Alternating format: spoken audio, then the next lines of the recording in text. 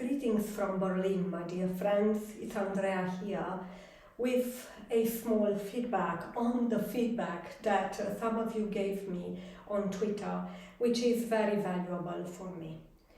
The feedback relates to the fact that the calendar for Bitcoin didn't address the turmoil in the markets that happened this week.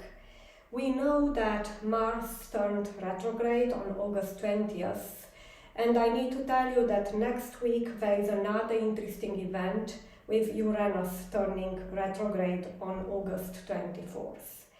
You need to know that such aspects would have a long-term effect.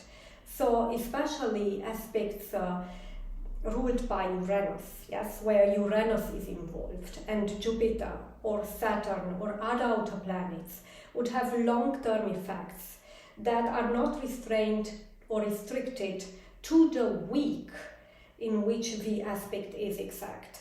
Of course, I try my best to provide you value for free here, but if you want to have a, let's say, longer term look, therefore I do have the calendars on Patreon which reveal 1 month. I followed the market movements, especially in crypto, but I would say more on stocks in the past. Yes, there is more history, and nowadays 1 month is a decent time frame to approximate the effects of outer planets long term. This is because things happen quite fast nowadays with the flow of information, which will increase only, especially from 2026. We will see even more speed in the information propagation overall. Therefore, I would like to find a compromise for those of you who see value in the weekly updates for Bitcoin and Ether, which come for free here on Twitter, and do not want to join Patreon. I can understand that as well.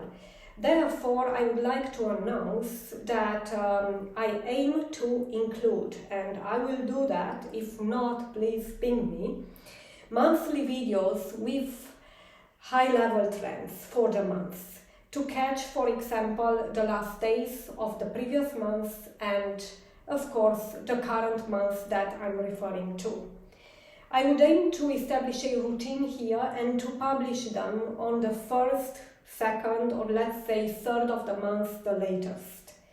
But it would be your responsibility to link each week with the overall monthly climate and to understand, for example, if we do have a Uranus aspect which is active in 1 week, then basically you can say that it will be felt for the whole month and very, very strong, at least 1 week before and 1 week after. With eclipses, it's the same. I would say it's even worse, especially now in the sign of Taurus, where the ecliptic action takes place, so to speak.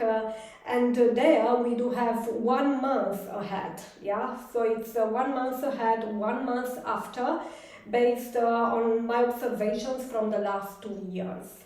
For stocks, it's different, and for other time frames from the past, this orb of influence, so basically the influence that the planet has over the evolution of a certain stock was longer.